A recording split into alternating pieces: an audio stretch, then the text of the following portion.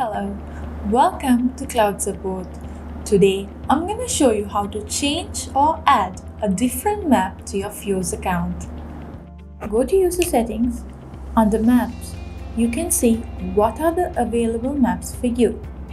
So you can enable or disable the maps you want to see on your account. So let's say I only want Google Maps and OpenStreetMaps. I will enable them, save it, and it will ask me to refresh the browser. Once the settings are updated, I have enabled Google Maps and OpenStreetMaps.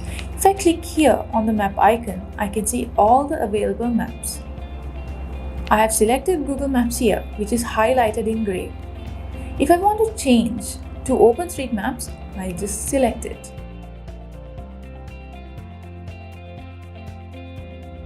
This is how you add a different map or change the existing map on your FiOS account.